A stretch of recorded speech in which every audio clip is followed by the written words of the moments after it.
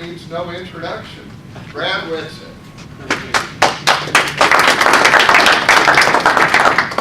Well, good morning. I'm really tickled that you're here, and I'm glad to be here in the great state of Colorado as well. I was laughing a little bit over the last day or so that I was here when I heard on the news, well, the wind's going to be 38 miles per hour, won't be that bad today. And in Indiana, that is a wind advisory, we're all going to die. We don't have those kinds of winds on a regular basis in Indiana, so it's quite fascinating. And I have to tell one more story before I get going. I brought my mother and father out to Rocky Mountain National Park 2 years ago. And they're in their 70s. They hardly have ever been out of the state of Indiana. They had never seen the mountains before. And here we were, we landed. They'd never been on a commercial flight before, so Mom didn't bring her gun. And so we drove along, and we're coming into the mountains, and she said, well, where's the Rocky Mountain? And I'm like, well, Mom, this is the Rocky Mountains. All these mountains is part of the Rocky Mountain chain. She said, oh, John Denver's saying about Rocky Mountain High. I thought it was one mountain. It was the greatest thing, but it was so much fun to see them react to seeing the mountains the first time. And it is such a grand thing, you know. Each time I'm here, I just want to stare at them. It's just a lot of fun to see. So I'm tickled to be here. I hope that today you can take something with you that's worthwhile from all of my effort. I don't claim to be the best in the world, and I hope I can learn something from you. But I have done a lot of work in this area on Crosswinds, and I hope this is worthwhile. So again, I'm glad you're here. I am the founder and president of Xwind LLC. In 2006, I formed a company, and that's all we were working on at that time. How do we make a machine that will help an individual learn how to master the muscle memory feel of crosswinds? And I'm talking about the last few feet before touchdown and after touchdown. Can we develop a device that would help in that regard? And so that's what we've attempted to do. I'm a flight instructor, I'm an engineer, I've flown a lot, flew part of the 25 charter operation for a while, but my love was always engineering and flying. When I was a kid, I loved everything that flew. I built airplanes, threw them off of the highest hill to see what would happen. I built an airplane out of the side of a water heater tank. It was a steel wing, and it actually flew. And it was really quite dumb, but it was really a lot of fun to see what could be done. So I've always loved flying and engineering, and this is a wonderful mix of those. You mix the engineering, the flying, and the people. You can't get any better. Let me tell you my story as kind of how we got to developing this machine. I was landing at Meigs Field in Chicago, prior to it closing, of course, and I'm flying in, heading in, listening to ATIS, and the winds were howling out of the west. The runway runs north-south. The winds were blowing really hard. I don't remember the numbers, but I just remembered that it scared me a lot when I heard it. And so being a pilot with excellent judgment, I decided to go ahead in and land. And I'm heading down on final approach, and this was one time when I said to myself, by golly, this airplane is not going to get ahead of me. I slapped myself in the face and sat up on the edge of the seat. And if that nose so much as twitches, I'm going to be stomping pedals to make sure it's pointing down the runway and it obeys. And that landing went very well. And it was the first time that I started to understand, oh, that's what I'm supposed to be doing in a crosswind. I had my new commercial pilot certificate in hand. I had been flying for 4 years before I felt like I'm starting to get a handle on this. And it was one of the first times I said, well, why do we have to learn this by trial and error? Why do we all have to go out and say, you know, I'm really going to push my limits today and see what happens?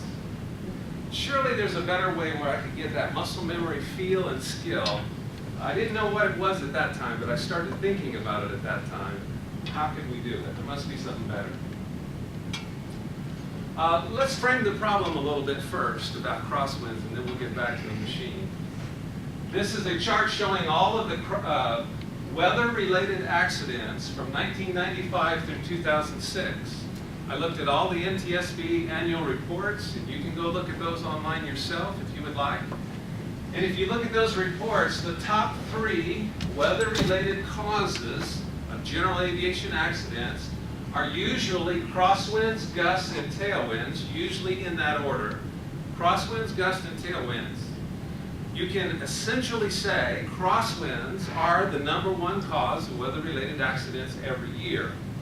That means you're something like 10 times more likely to wrinkle up an airplane due to crosswinds than anything else.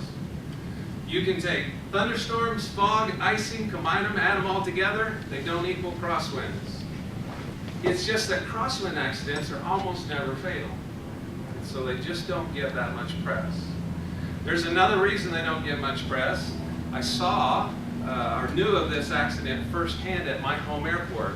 Gentleman flying a Cessna 182, beautiful day, a 7-knot crosswind, instrument-rated pilot. He landed, ran off the runway, struck the wingtip, hit the prop, and knocked that plane out of service. They quickly and secretly grabbed that plane and ran it off to the maintenance facility and worked on it. And nobody wanted to talk about it. Because I was very interested in it, because I've been working on this, and I was at the airport, flying at that airport, and I would ask people, can you tell me more about what happened here? And you would hear that, and nobody really wants to talk about it. It's a fascinating thing. They don't want to talk about it, I believe, because it's a highly regulated thing, and they're essentially not reporting that accident. They're going to go fix it and all that. But they are scratching their head. Why did this guy run off the runway in such good conditions? I sat with the president of Avemco Insurance, Jim Larman. No. Jim Larman told me that they spend 25 cents of every claim dollar on crosswind landing accidents. 25 cents of every claim dollar. He also told me, with his underwriter sitting right there, they are quite confident that they write checks for 4 times the number of reported crosswind accidents. So whatever we say are the high numbers that show reported crosswind accidents, they believe there are 4 times that many. Also, think of all the times that either you have done it or I've done it, or you know someone who's done it, when we ran off through the grass, we got back on the runway, and we didn't hurt anything. All I'm trying to say to you is that crosswinds are a big challenge. By the way, I did want to encourage you, if you had any questions as we're going along, please yell or throw up your hand. I'd love to hear it. Yes, sir. Not too long ago, Avemco said that most of the crosswind accidents occur in the early and then in spring time. Oh, in the springtime, yeah. Yeah, because we're a little rusty and winter's tough at that time. Yeah, good point. Anybody else? Here's one that's fascinating. This was during the year 2000. So this was the crosswind velocity during the year 2000. Let me back up and just show you. During the year 2000, there were something like 85 crosswind landing accidents. The accidents were attributed to crosswind landings. During that year, this was the crosswind velocity. I know this is hard to see, but this column right here is a velocity of 0. And this column is 1 to 4 knots. The vast majority of accidents were in the 1 to 4 knot range. And this is 5 to 9, so under 10 knots. Look at the vast majority of the accidents under 10 knots. Now this is landing accidents, so let's just say, let's try to be critical here. Here's 15 to 19, and here's above 20. There are only approximately maybe 7 or 8 accidents up in that category where you're up over 15 knots. And there were 85 accidents that were attributed to crosswinds that year. What that's saying to us is that we're not crashing the planes because we're trying to land in 40-knot crosswinds. We're crashing them because of some other reason, our skill level. So let's try to frame that crosswind issue a little bit further. Richard Collins said in Flying Magazine that this is the hardest thing we do in general aviation, and I believe that's true. Trying to learn to land in a crosswind is about the toughest thing we do. Paul would probably say that too. It is the only flight requiring essentially the only flight requiring aggressive, certainly assertive flight controls. It's the one mode of flight where you're expected to use some cross control. You don't do that en route. It's one area where you need quick reactions. You need to have good visual skill. You don't have a lot of time to succeed. You know, you have to do it right. I fly radio controlled airplanes, and my friend is always fond of saying, I was one mistake high, but I made 2 mistakes. And that's what it is in a crosswind. You're down there near the earth. You don't have a lot of room to make multiple mistakes. Failure can be expensive, and there is some negative transfer. Here's what I mean by negative transfer. If you're flying the aircraft down the runway and your nose is pointed down the runway, and you get hit by a gust from the right, your nose is going to yaw to the right. To correct that, you should step on the left foot and bank right. Would all agree? You're driving down the interstate in Denver in your car on ice. Your nose goes to the right. What do you do with your hands? You turn left. And that is opposite of the aircraft. The aircraft, you need to turn right. And if you use the crosswind sim a lot, and you watch a lot of people sit and struggle, who are struggling with crosswinds, that's something you see that's really common. Nose goes right, hands go left. And if you can catch them in that mode, nose goes right, hand goes left, and you can pause it and say, look at your hands. Where should your hands be? Yeah, the hands should go right and the foot should go left. So I think there's some negative transfer. I flew with a 13-year-old girl. Her dad wanted her to know how to land if he couldn't. I was stunned at how well she could do. She had no preconceived idea of feet or hands or driving, and she was better at it than I was when I got started. So I do think that's a factor. Questions, comments? Okay. Yes, sir. I've just heard of some students on final approach, if they feel like they're a little bit too high or too fast, subconsciously pushing on the right rudder, thinking that they're pushing on the brake. I think that's very possible. Yeah, and there's also talk about people in really bad situations where they got rolled a lot near the ground, and there's just a natural reaction of pushing with the feet to try to, get away from the earth. And sometimes it's detrimental. In crosswinds, limited practice. We just do not have a lot of practice. Paul mentioned that, and I would say that the practice time essentially is a lot less than what he was talking about. He was talking about the whole approach. Well, when you think about it, if you can fly around the pattern and get to the concrete, that's not where we're digging up the airplane. It is the last 5 seconds where we're trying to align this machine with the earth, get it on the ground, and the smoke clears and it kind of happened and we're not quite sure what worked well and what didn't. That's kind of what we're talking about. I looked in my logbook.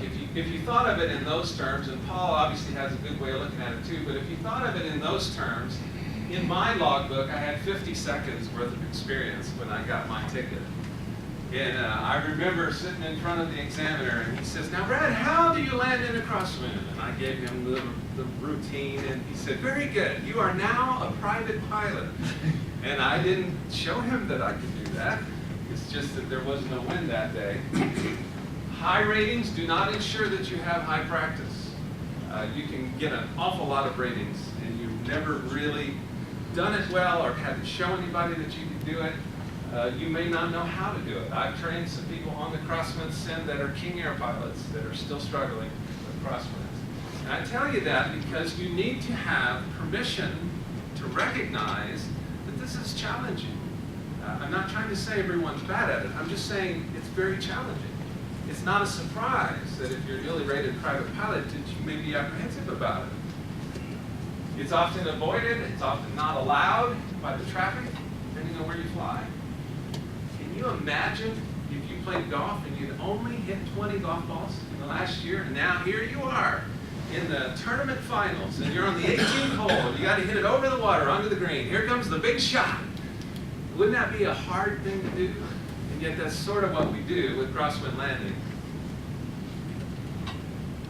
I maintain there's limited testing when it comes to crosswinds. I mentioned check rides. I didn't have to show my examiner how I could land in a crosswind because I very specifically chose a very nice day for my check ride so that I didn't have to demonstrate my supreme skill on that day.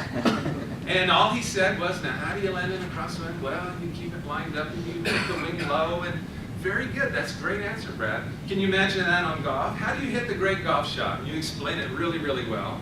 But you have no idea, you've never done it. You don't have a way that you really do it. You just know how to say it.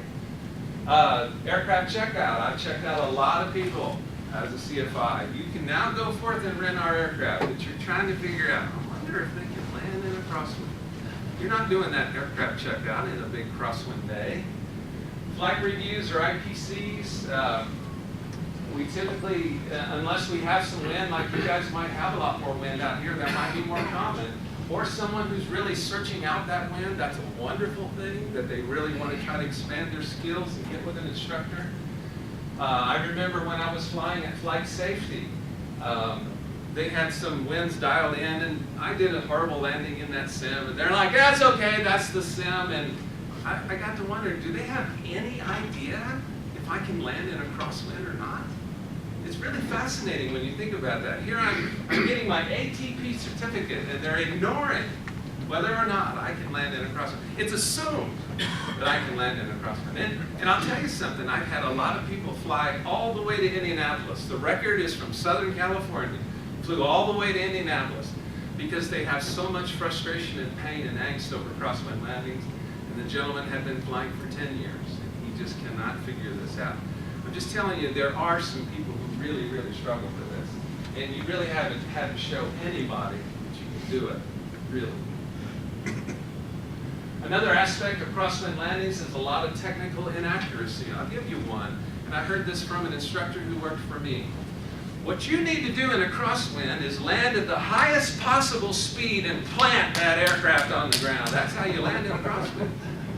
Can you imagine me taking that information as a beginner and I'm applying that every single time?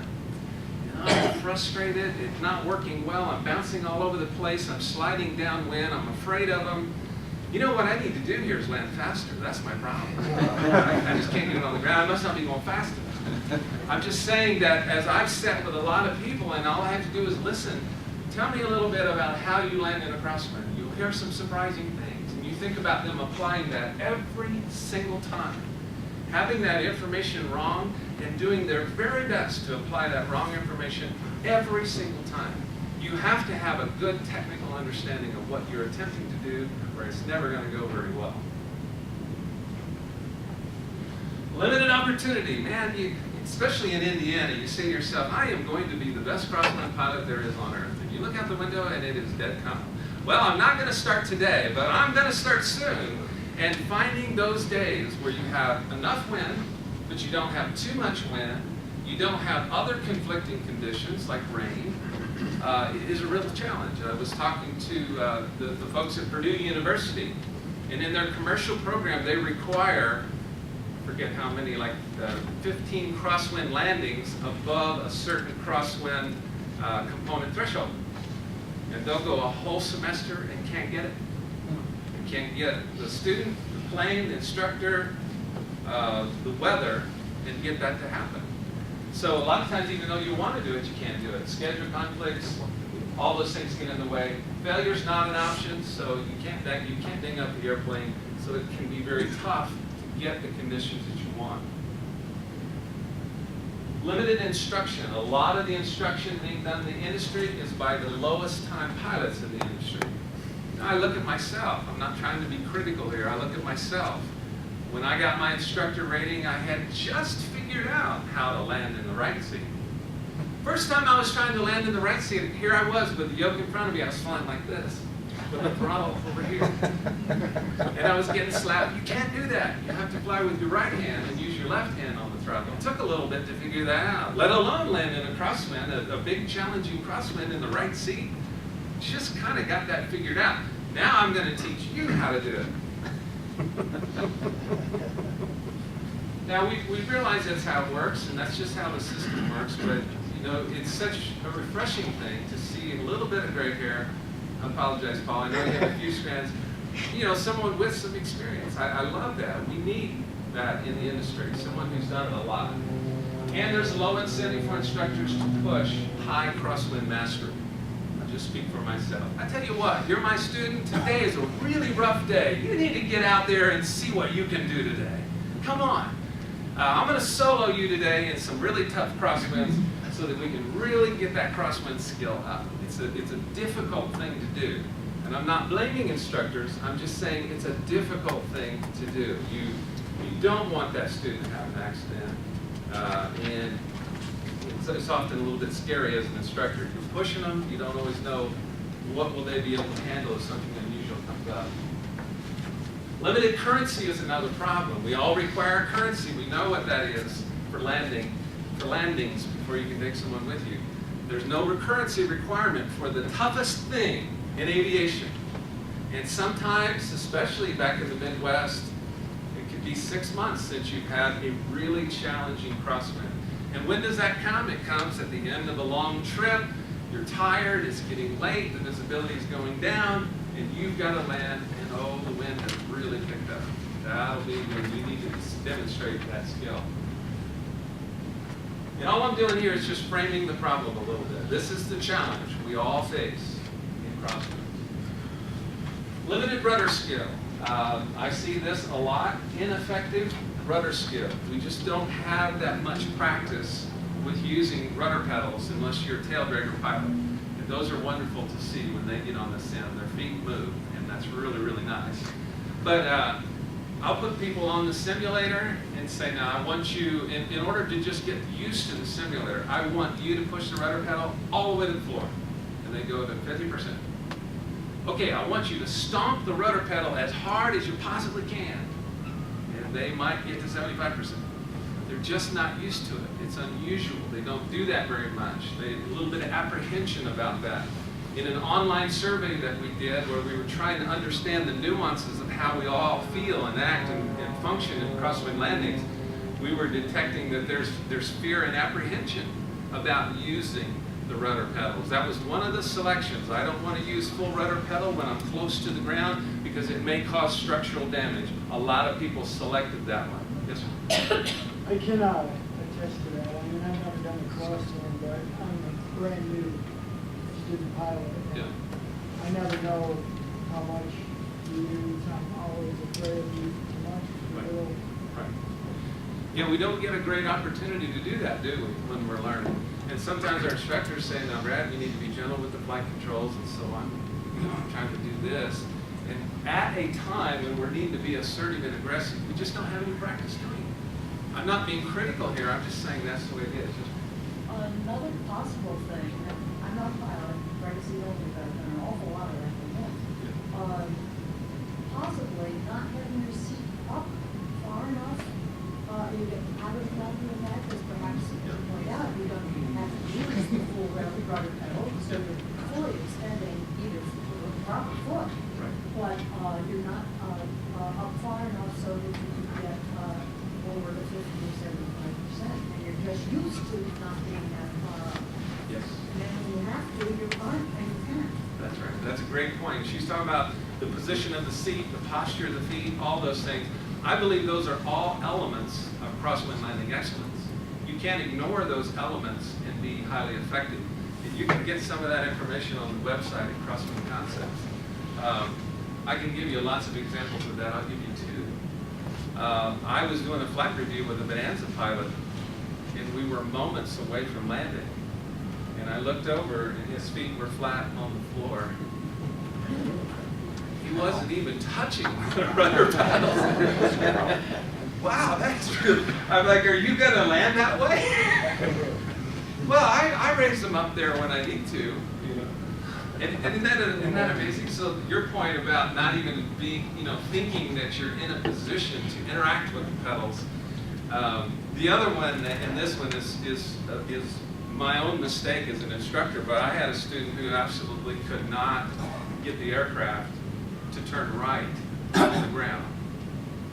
So he would give it power to take off, and we'd start going off to the left, and we would just keep going until I intervened. And I kept saying, Tom, you understand that your nose of the airplane needs to go to the right. And how do you do that, Tom? Oh, you step on the right foot. Good, now do it. And he would say, I am pushing as hard as I can. I cannot get this airplane to go to the right. All right, Tom, take your left foot off of the left pedal, because I'm guessing you must be pushing on the left pedal too. He still went left. He could not get the aircraft to go right. And we did that for a couple of lessons at least, until I got down there with a flashlight and said, Tom, put your feet on the pedals. Where do you put your feet? His feet were so big that they splayed outwards like this, and his toes were in the rigging cables of the Cessna 172 that run up and down right there to the right. He was pushing as hard as he could on the rigging cables. So one of the points of crosswind landing excellence is make sure you understand your feet posture and your seat posture and all that stuff. Wouldn't it be silly to be totally ineffective because your feet are tangled up in the rigging cables? Anyway, limited use of the rudder skills, little knowledge about how to be assertive with the rudder pedals. The way you're assertive with the rudder pedals, if your nose is pointing here and it needs to point there, it is a two-step process. You step the pedal all the way to the floor, and then you let up on it when you get the aircraft where you want it to be.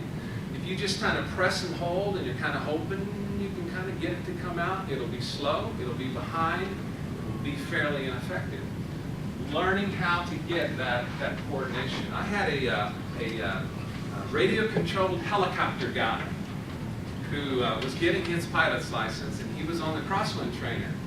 And he was really, really bad with his feet.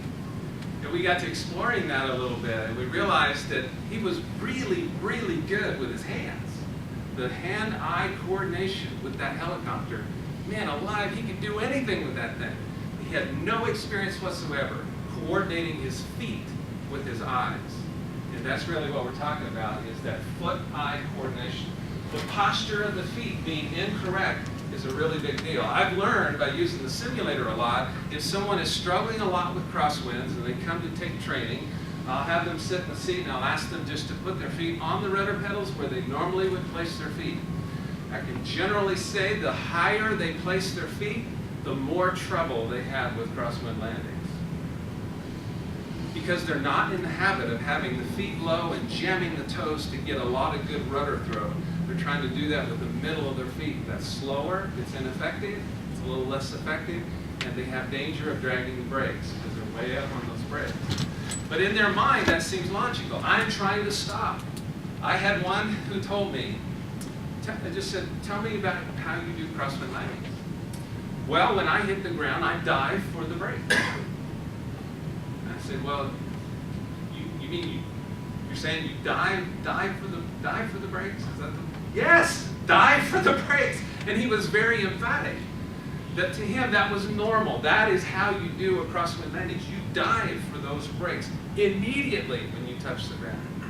And so having an incorrect posture of the feet and an incorrect knowledge about he's doing that at a very inopportune time, and that's a fairly ineffective way to stop your aircraft, this idea that you have to dive for the brakes right away. We did an online survey, and I tried to conduct that very, very carefully, and we tried to qualify pilots, and we got a lot of good information about them. We threw out the ones that we thought were just guessing, things like that. There were some conclusions that we drew from that online survey.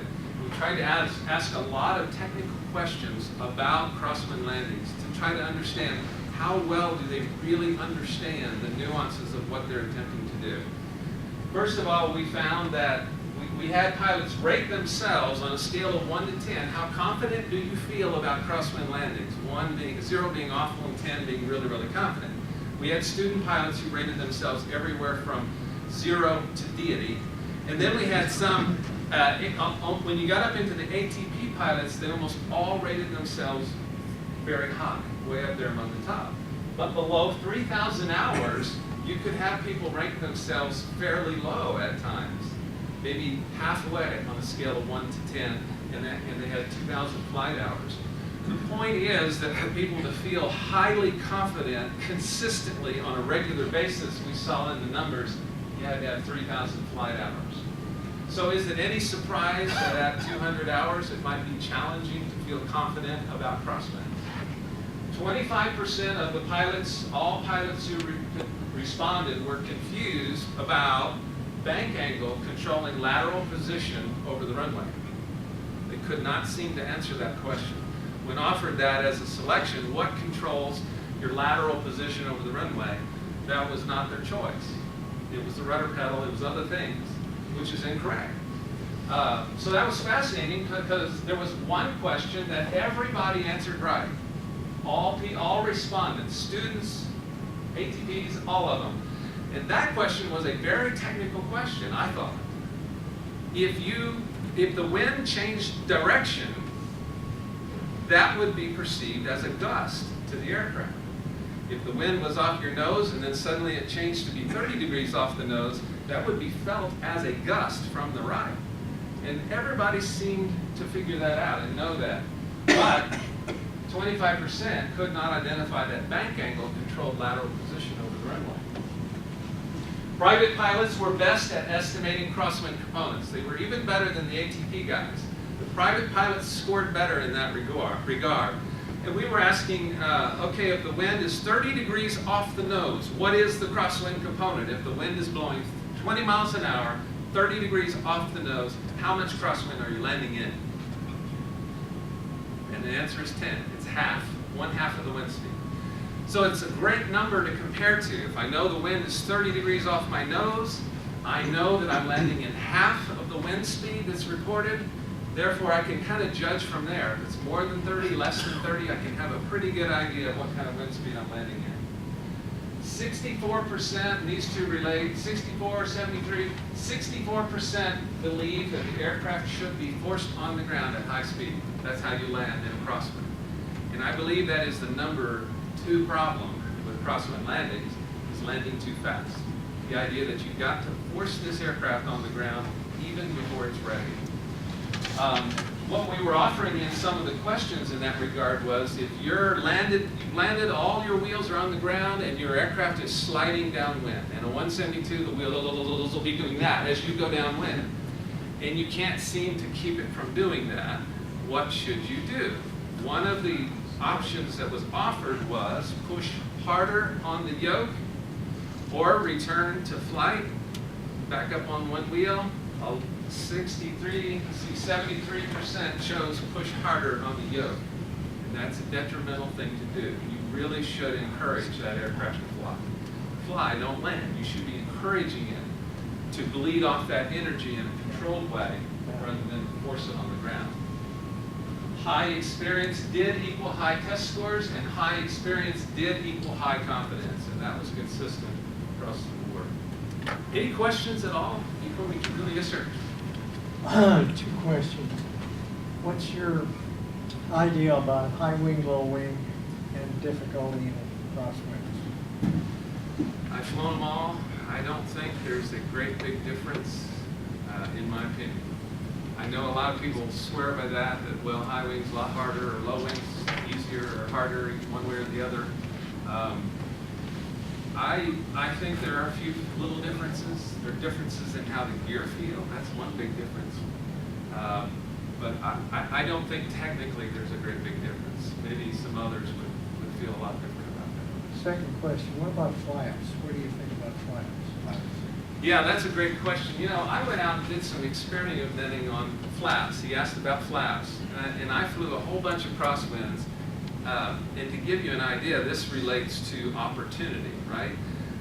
Here I've done it a lot, and I was attempting to get out there when the winds were really strong. All day the winds were blowing one day at about 26 knots.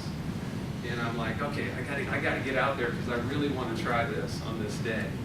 And toward the end of the day, the wind was starting to drop off. At the house, it had dropped down to like 18. And I'm like, oh, darn. And in the past, I would have been like, woohoo! But that day, I was like, I really want to get out there. So I knew that at an airport not too far away, the wind was still really blowing hard. And it was up over 20 most of the time, gusting up to 26. So I jump in the plane and I fly to that airport when I could.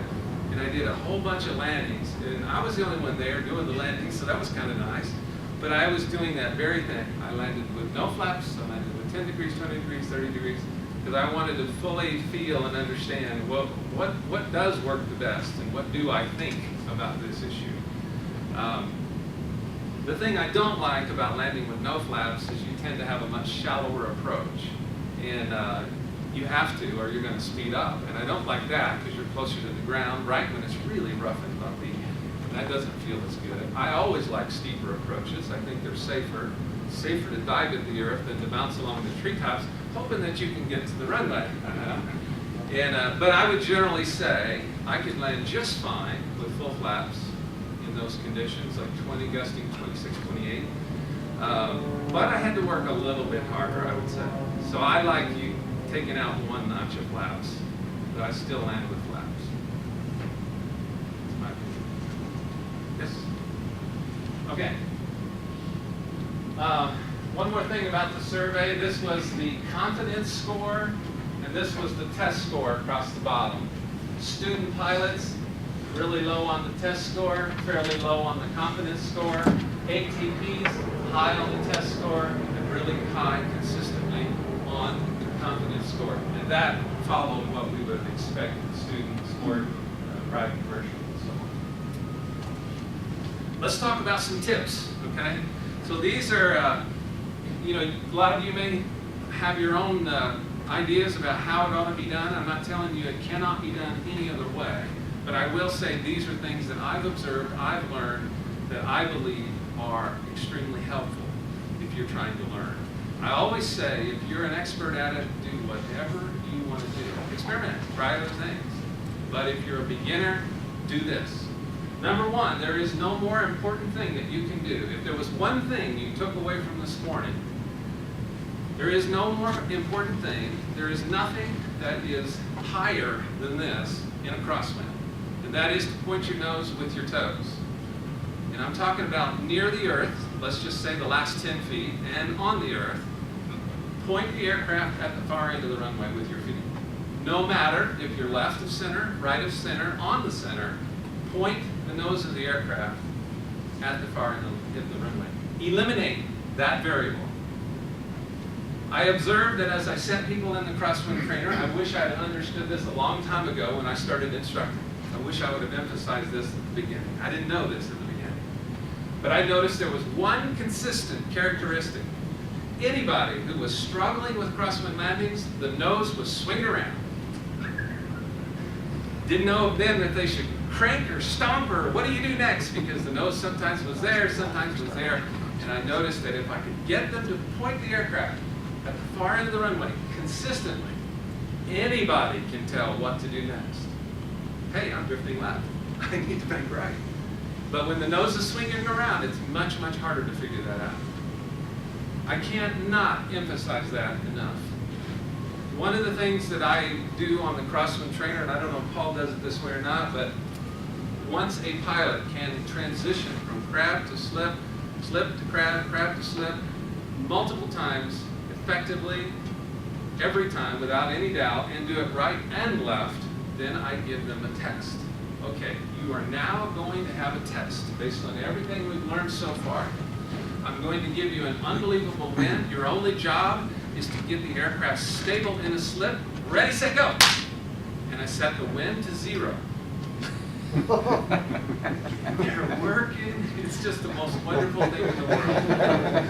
I love it when they do this because I know they're about to learn something really important.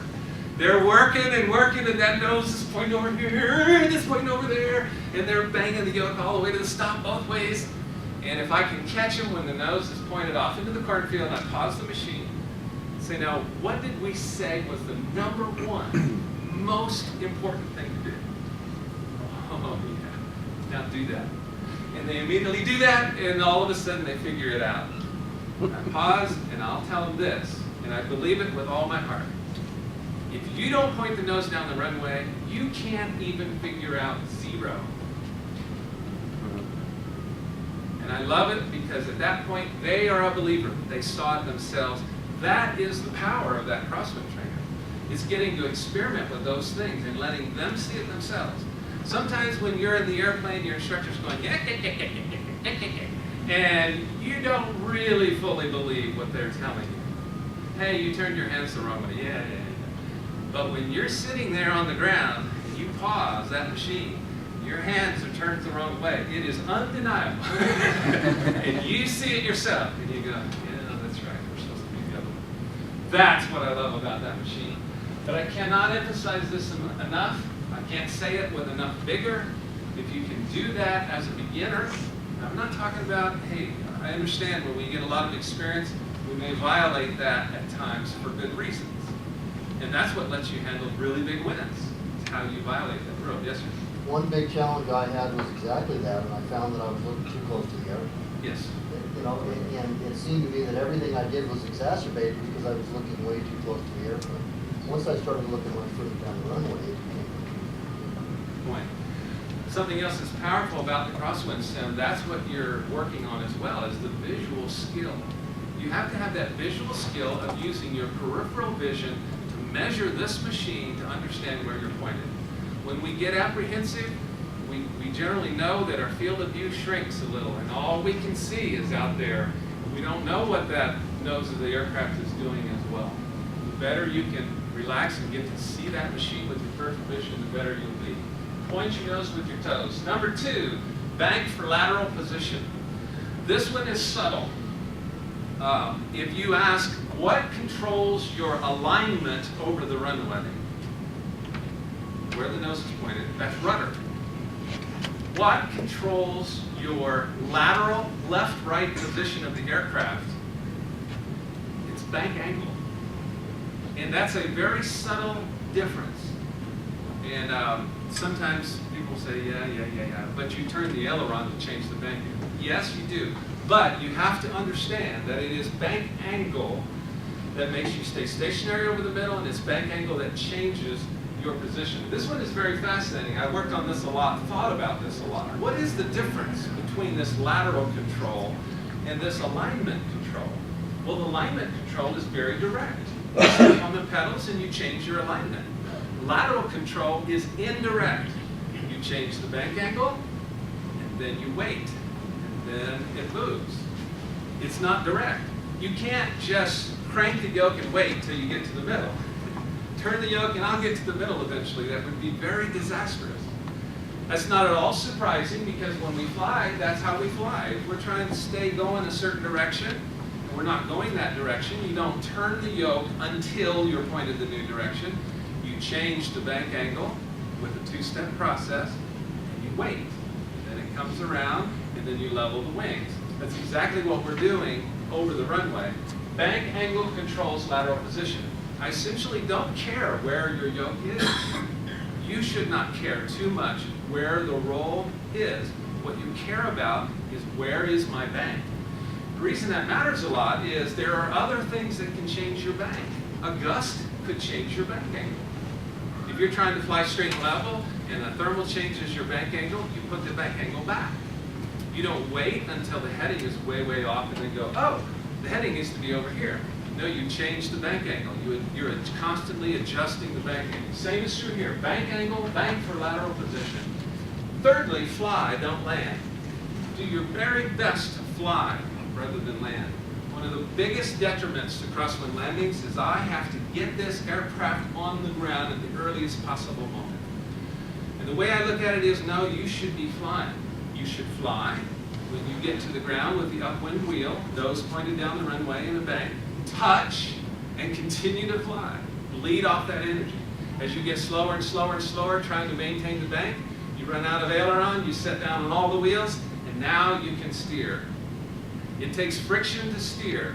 So if you set all the aircraft down on all 3 wheels and you're going way too fast, you don't have enough friction to steer, and you're not in the proper position to fly, you can't fly it or drive it. Any questions about those comments? Ideas? Yes, So sir. basically, the bank angle is just your slipping, is that correct? Yeah, the bank angle of the aircraft. It would be the slip angle also? So kind of. Depends on what you're saying. We're assuming here the last few feet, and we're assuming you're pointing the nose of the bar into the runway. Bank angle then controls your lateral position. If you're in the right bank, you can slip it left, right. That's essentially, I think I Yeah, you'd be cross-controlled. You'd be left foot, right bank. You're always cross-controlled. So you'd be left foot, right bank. But you're trying to control the bank. You're not just lowering the wing, as we talked about. You're setting the bank. If you had a computer that could set the banks for you, you'd say, give me 5 degrees. How's that working? No, that's not enough. Give me 6 degrees. Ooh, that's looking good. Well, that's a little much. 5.5, that's the number right there. That's how you go. That's what you're attempting to do. Somebody else? So what you're trying to do is you're trying to balance the sideways component of the lift with the crosswind that you're into. Yes. And so by changing the angle of bank, assuming you have a constant lift vector, Yeah. you're giving it either more or less against the wind that you're fighting. Agreed. You're changing the force that's countering the wind. Anybody else? Any other suggestions or advice in that category? Agreed, disagreed? You're just getting going and you're saying, I'd like to try that, I think. Okay, second group of tips. I like this one. I used this one a lot when I was sweaty palms about this. If I knew the wind was from my right, I would say to myself, don't make left. You know, if you get to where you're pointing the nose down the runway, why bank left? If you fly level, you'll go left. So your whole area of work is generally between level and maybe 10 degrees. You're not going to land with a lot more bank than that. We're talking about winds that are, I'm talking about crosswind components that are around the max demonstrated crosswind of the aircraft. That's the kinds of numbers we're talking about. We're not talking about 30 knots across the runway. You can do that when you become a really good professional. But don't bank downwind. It reduces the problem a little bit. It keeps your downwind velocity from getting real high, where you're just going to have to correct it with a gravity bank to try to get back. Secondly, sit up. What I mean by that is visual field. This is a very visual thing. Think about how many things you do in every landing with your peripheral vision. Pitch of the aircraft, bank of the aircraft, your lateral position over the runway, your vertical speed, how fast am I going down to the earth or coming back up, what is my drift rate? All of those things, you don't look at them directly. You're looking into the distance. And then you use your peripheral vision to figure all that out. If you sit up and have good seat posture, I like to say this, get your chin up, lean forward a little bit like you intend to do battle. I've seen a lot of my own students who are struggling with crosswinds and they're coming into land or landings in general. And what are they doing? They're hunkering down like that. They're just hoping that this goes all right and they can get it on the ground. And they're giving up thousands of square feet of information out the window. Sit up like you really intend to do this well. And look at your seat posture. You know, if you're a short person, that can be a big, big difference in how it feels for you. Thirdly, approach fast, land slow. You know, there's a lot of debate about how much do you add as far as approach speed, and is it half the gust vector, is it half the wind and all the gust? What should you do? You probably don't have to add much of anything. I think it feels better to add a little bit of speed on the approach. Really rough. We had an airport that I flew at a lot, had a big rock quarry, just not very far away from all the other flat terrain. And if you had strong crosswinds coming through that big hole in the ground, it was really fun and exciting as you were coming into land. So what I would say is, yes, you should add speed. You're going to add something like 10 knots. It feels better, but you have to slow down. This is one of the biggest problems I see in general aviation. I have a couple of videos. I don't know if we'll get to see them later, but crosswind, the guy landing in a crosswind, and he's going so fast that the nose wheel hits up the ground, and then it comes down again, and it comes down again, and the third time the wheel departs and he slides down the runway, and the smoke drifts downwind, you know, from that accident. And it's because he's so focused on getting that aircraft down and getting stopped rather than flying. Your goal should be, I gotta fly until I bleed off the energy in this aircraft so I can land. You're gonna hear lots of opinions, lots of ideas. Well, but with higher speed you have higher rudder authority and all of those kinds of things. I'm just telling you, you're gonna have to slow down at some point. And you're gonna have to battle that whole problem of weather making into the wind. Just slow down to land. I don't mean you have to have an absolute deep stall in a crosswind, but you do have to slow down. Approach fast, but you gotta be patient. You've got to land slow. Stay near the ground. I learned this way back. I realized, you know, if I am only a foot from the ground, I can't hurt very much. But I can't drop this airplane from 20 feet. And it made me feel better that if I could get to the ground and now stay near the ground, don't balloon up in the air, if I can stay near the ground, I'm not going to hurt anything here, even if I drop it. It gave me a little more permission to experiment in that realm. Use the center line. I remember when I was learning in a Piper Tomahawk, my instructor would say to me, now, Brad, you need to land on the center line. And that's one of those where I'm hearing, yank. Because why do I need to land on the center line when the wheels of my Tomahawk fit within the line? The line itself could be the runway. I don't understand on a 150-foot wide runway why he thinks this is so important. I never did figure that out until a lot later in my career. Well, it turns out the center line is very much your friend, and especially in a crosswind. If your eyeballs are over top of the center line, you can detect that lateral movement much faster than someone sitting over open concrete. Open concrete might take you an extra foot of movement before you perceive that, okay, I'm drifting here. I need to correct something. The center line tells you a lot. Some people say, well, I'm going to land on the upwind side because the wind's going to push me downwind and I don't want to go up the downwind side. And I want to tell you, I've seen plenty of accidents that were off the upwind side. The closest I came to wrinkling up an airplane was off the upwind side. I was flying with a student and the wind picked up and got really strong, so I was doing the landing in a 172. I touched down using all the things we talked about, and I landed really well, and I was just about to congratulate myself and pat myself on the back of this brilliant landing, and the airplane started to depart. Here we go. And I could not stop it. I was getting into a big gust at that time, and it's weather vaning into the wind, and here we go. We're going toward the upwind side of the runway. I cannot stop this. Now, I'm going to talk about this in a second. I could not get it in my own head at that time that I should have been going around. But no, I am determined to stop, just like what I was telling you earlier. It's one of the biggest detrimental things to us as pilots.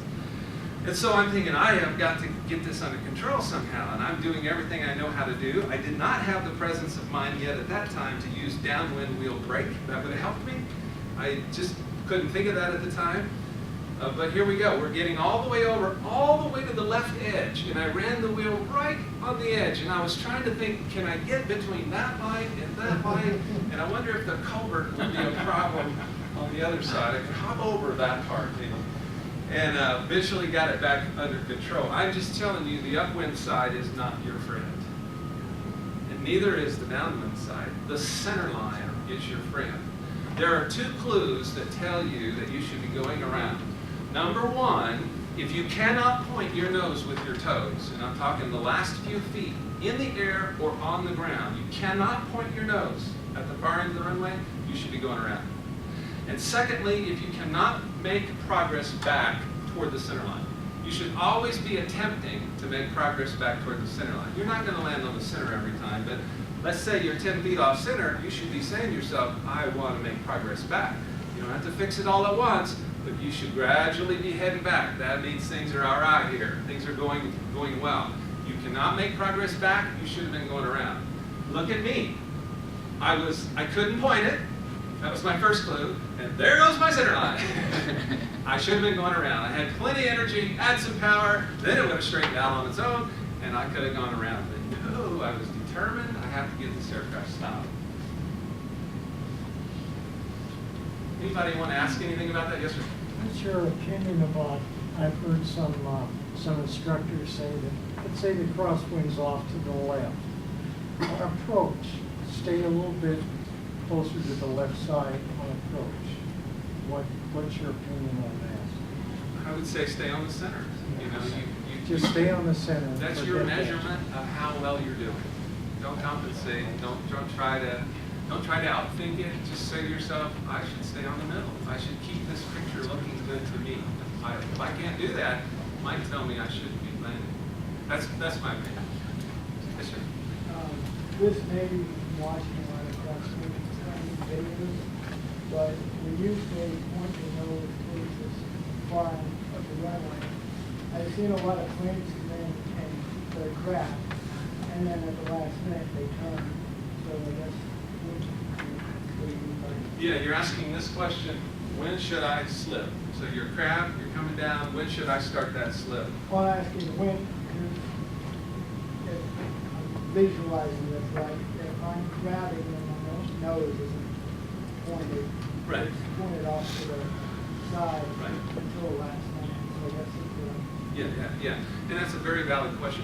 You'll hear this all the time. When you read an article about crosswind landings, you'll hear there are two methods, the wing low method and the crab and kick method near the end.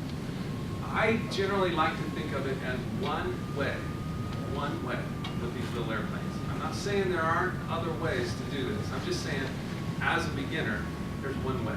You need to learn how to slip. Now, the question is, when do I slip? Do I slip way out here on the way down, or do I slip near the runway? And generally, it works like this. The less experience you have, the further out you slip. The more experience you have, the closer to the runway you slip. When I was flying the Citation, I was landing at Midway in Chicago. We had a 30-knot crosswind. It's probably one of the larger ones I'd landed in with that plane.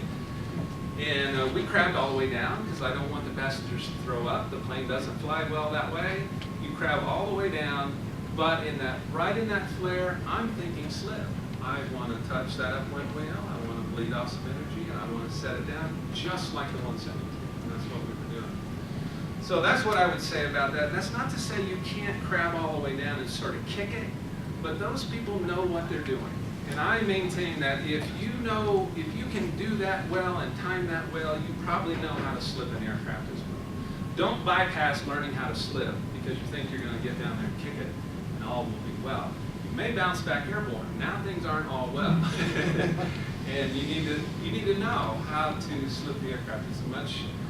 It's easier on equipment. I'm not saying you can't kick it and kind of land it. You can. Someone with a lot of experience can do that. And sometimes they make it look like that when they're slipping right there at the end. Anybody else? Okay. Here's a little bit about the Crosswind trainer. In 2003, I started with this device. This seat right here came from a Honda Accord out of the junkyard. I think it had dog hair in it and crackers in the seat. But this platform right here, we set it at a pitch up angle. We were trying to emulate that little bit before touchdown thing where you had to look up over the console. The yoke was just a little plastic yoke like you would use on your kitchen table. This floor would roll. There was an actuator here that would roll it. Then the whole thing sat on a spindle and it would yaw. So it would roll and yaw. And then see the wheels here? The whole thing would translate left and right across the ground. So if you didn't have the right foot position and bank angle to compensate for it, you would go driving off downwind. And that's the concept of the Crosswind trainer in general. This was a prototype in 2006. This was starting to get closer to the actual product. Here we had an onboard industrial controller, a PLC, that did all of the computations about the yoke and yaw angle and bank angle to figure out whether or not the aircraft should be slipping left and right. And plus here we had more ability now to adjust the wind on the fly. In 2007, this is the unit that's here on this field that Taylor and Paul is using. It looks more like this. This was a more complete package. You could, same idea, you could yaw and bank and translate laterally over the floor. So you have some kind of reference out in front that looks like a center line, and then if you're not doing the right things, you get shoved downwind or you go upwind, just like the real thing. 2008, we joined up forces with Redbird in Austin, Texas, and they help market these all over the world now. And this is what the product looks like now. We actually put screens up front, and the screens interact with the lateral position of the aircraft to make the perspective change so that it looks correct as to how that would normally look in the aircraft. The computer gives us the ability to give the pilot a grade and a score, so they can kind of score and see how well they're doing. How well am I aligning, and how well am I maintaining lateral position over the runway? These are in the US, Canada, Mexico, Germany, and Brazil. How many of you remember the Airbus incident in Hamburg, Germany, where the wingtip struck the ground on that Airbus? The controller on duty at that field uses the Crosswind trainer in Hamburg, Germany, and he was featured on TV, and they had in German, and they had the simulator moving around in the background, and he was talking about all the crosswind issues. Same issue for the big plane as it is the little planes. I'm not saying all big airplanes land the same way, but I say a lot of big airplanes can land the same way when you talk to the pilots. So what does the Crosswind trainer do? It rolls, yaws, and it drifts left and right. It lets you set the wind up to 20 knots left or right, and it lets you set the gust up to 15 on top of that, and it follows left or right. So you can have the wind set, I said 20, 30 knots left or right is the wind. So you can have the wind set to 30 knots and gusts set to 15, that's 30 gusting to 45. And it gives you a chance to feel that, react to that, and see how conditioned you can get your feet and hands to be to those gusts. It's a wonderful thing to sit there and just get hit by gust after gust after gust after gust. So suddenly you're not even thinking about it anymore. You're just acting, you're just reacting and doing the right thing. You don't have to go in with to see my nose went right. Okay, that'd be left foot.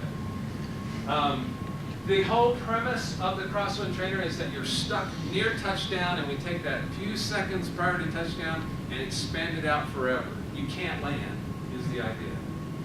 Now, it does have a landing mode, but in general, the training is done in that mode where you can't land. You're just going down the runway, and the winds can be set to whatever. And using a good training syllabus, a lot of times we'll set it to 20 knots in steady conditions, and let you practice crab to slip, slip to crab. And one of the big mistakes I was making as an instructor, as I was using this machine, is that I was not going slow enough. If there's one place on Earth where we can take our time and go slow and really work on this issue, it would be in that seat, right? There is no need to hurry. There's no need to fear looking bad or anything else. Just sit there in the seat until you can figure out. And if you want to talk about doing it by trial and error, this is a great place to do it by trial and error. You can't hurt anything. But sit there and work on it until you can figure out how to get that thing absolutely stable consistently. And that translates directly over to the aircraft. The control inputs, the goal was to get the yoke and rudder pedals to feel accurate. The forces on the body in that slip mode are extremely accurate. It is completely inaccurate as far as the device for flying around. But when you're in the slip, it's wonderfully accurate because we're simulating the position of the aircraft and not just emulating forces on the body, we're simulating position. I had a pilot who was struggling a lot with crosswinds. It took him a very long time to get that understood on the simulator, how to get stable. It was something like a half an hour of effort to get that to where they were consistently stable. And then they said, that feels absolutely awful. And I'm like, yay, that's great that you noticed that, because that's the reason they have problem in the airplane. We see this all the time as instructors. Someone go right smack to the position they should be in. They get the foot and they get the bank, and then they go, ugh, and they don't like being in that condition. And then they come back and do it again, and then they come right back. They try to do it without doing it. This gives you a chance to do it long term, so you can really feel it and do it consistently and know how to stay there. This machine emulates the visual field. That's its purpose. The purpose of the cowling is not just to look pretty. The purpose is to try to emulate that visual field. Sitting up, looking down, evaluating where my machine is pointed, what is my bank angle. You're trying to figure all that out with peripheral vision, and that's the purpose of this. The goal is muscle memory. Muscle memory. My poster child in Indianapolis, his name is Bill Griffith. Bill Griffith took training on this sim. He was going to a Bonanza show, and he was about to land. He was hurrying to beat a thunderstorm. He was about to land at the big show, and everybody's watching because here comes the weather and here comes Bill. They're kind of wondering how this is going to work out. He got down there pretty close to the ground, and he said a big old gust. Now this is after he took the training, and he wrote this to me. A big old gust hit him right really close to touchdown. And he said, I didn't even have time to think. My foot just went to the floor, and I landed that plane, and all of my friends were amazed. He said, that's the greatest device I've ever been on in my life. And he was so excited because he felt like that just popped out of him. He didn't think about that. There was no time to think about it. We're after that muscle memory.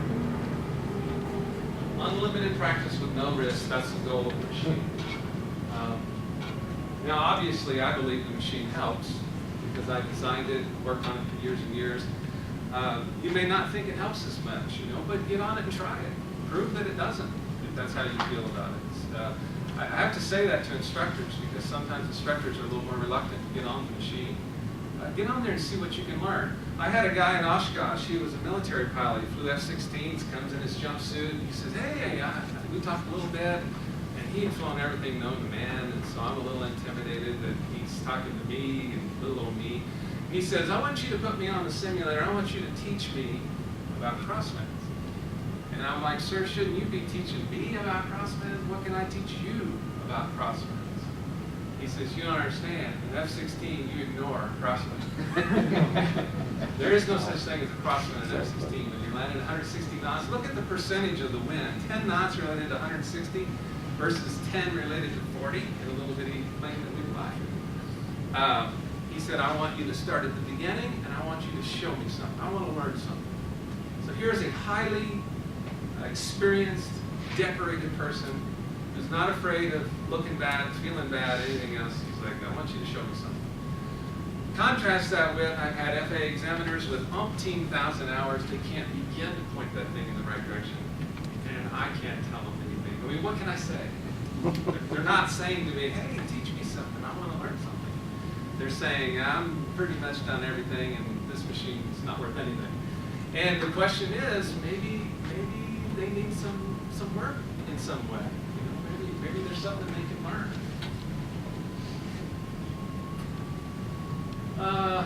This is more for flight instructors, but it comes up quite a bit, and it might come up in your regard as well. Sometimes people say, well, I can't log the time. I can't log the time, it's really not worth it. And, is it not worth 2 hours to work on that crosswind problem? If you cannot put a number in your logbook, you can go ahead and put numbers in the back of the logbook. Put something in there that you did that work. There are a lot of things we do that we don't log. As an instrument pilot myself, I fly the little on-top simulator all the time on my machine to get my comfort level up and make sure I'm scanning well and things like that. I don't log that time, but it's still valuable. This is much that way. We would love it if eventually we could convince the FAA that you need to log time in this, but we've been at it for, I don't know, we've been at it with the machine for 6 years, 6, 7, 8 years now. It takes a while for the industry to look at it and adapt. I remember Jim Lorman, they said, man, we're really, really interested in that because we paid a lot of money for that problem. We'll give discounts and everything. And I'm trying to get them more involved, but they're looking at it saying, we don't have any proof yet that helps. But we're starting to get that. We're starting to see those results in people who've gone on the fly planes. Where we've had the most success is where the programs are not optional. Embry-Riddle has 2 of these in their system, their program down at Daytona. Redbird at their Skyport facility, this is not an option. You have to score certain numbers on the sim consistently before you can solo. That makes a lot of sense. Why not prove that you have some crosswind skill? And I know as an instructor, there are times you're pushing the pilot, let's go, it's time for you to solo, but you're just hoping that we don't see some conditions where you're kind of wondering how that might turn out for them. Just real quick, what is a simulator for? A simulator is not to perfectly replicate an aircraft. A simulator is for the purpose of conditioning the pilot. It's the purpose of conditioning the pilot. I've had hundreds and hundreds and hundreds of people on this machine at Oshkosh and Sun Fun, and there'll be some who sit down and they'll be real critical. Where's my airspeed indicator? Don't have an airspeed indicator. I can't use this machine. Where's the turn and slip indicator? Where's the windsock? So I'll get out there and wave some stuff and see if here you go. Wait a minute, where are the rivets on the nose? I cannot use this because there are no rivets on the nose. Where are the sidebars on the windshield? This machine is totally ineffective. I'm not looking through a windshield, therefore I cannot use this machine. It would be sort of like saying I cannot learn anything at all about driving a race car because I am not driving an Indy car. And that's kind of funny. You can learn a lot with a very basic machine. And realize the engineering problem we face here is how can we get a low cost, something that's useful to all of us. You guys, most of us, including me, unless you're flying for some company, we can't get to those $14 million simulators at air safety and places like that. So what we've been trying to do, what I've been trying to do, and Redbird's trying to do, is make this equipment available. So sometimes we have to pick and choose what goes in and what stays out to make it useful. Just real quick, I believe motion is for the purpose of destabilizing the pilot while you're conditioning. That side load on the body, that awful feel while you're still doing the right thing, that is awesome. So that when you get in the plane and you feel that, it's a non-event. The best simulator in the world is the NASA Ames Research Center. It is 8 stories tall, and it uses the power of a small town to run it. And none of us will probably ever sit in that. At Xwind, we make other products for Redbird, control-loaded yoke assemblies, and throttle assemblies, rudder assemblies, and we're working on helicopter motion platform and things like that right now. This is the University of Central Missouri. They have 2 fully enclosed simulators on the field, and these are a permanent part of their program. They do not let anybody fly across country until they fly it in the sim. And that's how they use that kind of equipment. This is a single seat simulator, 1 person with wraparound screens inside, so it's a little bit smaller box for people that don't have room to get it in their facility. And this is a stick yoke assembly. The Crosswind trainer can have a stick yoke on it. Some certain ones can. You slide it under the seat and you're flying with a stick and rudder instead of yoke and rudder. We build all this in Indianapolis, Indiana. If you're ever over that way, I'd love it if you'd give me a call. Maybe we'll show you our factory. And that's all I've got. I would love it if you had a few questions or if you wanted to talk further. Yes, sir? What software do you run? I designed all of that software myself for the Crosswind trainer. And the Crosswind trainer is kind of an oddball because it's not really simulating flight, it's simulating position. And that's a nuance. But the big simulators that are enclosed, if you roll into a turn and you stay in that turn for a long period of time, if you were to look at the back, you're actually flying, the machine is level. It cues back to level. So they're fooling the body with the motion. They're not trying to emulate their ground position. I just had a quick question. Yeah. Demonstrating crosswind ability of a lot of aircraft. How far over that have you been able to get? Demonstrating some of them are like Yeah, 15 knots, 17 knots or something like that. And, you know, like a Cessna 172, you can land it pretty well in 22 knots. You know, that's not out of the question at all. When it starts gusting a lot more over that, I don't really like to do that. Paul's probably landed in a whole lot more than that. I don't know. Actually, not much. Okay, but you know, that's starting to get. And then the problem isn't necessarily landing it. The problem is controlling it after you're down on the ground. You know, that weather vaning problem. That's more concerning for me. Any other questions, anyone? Thank you very, very much for coming.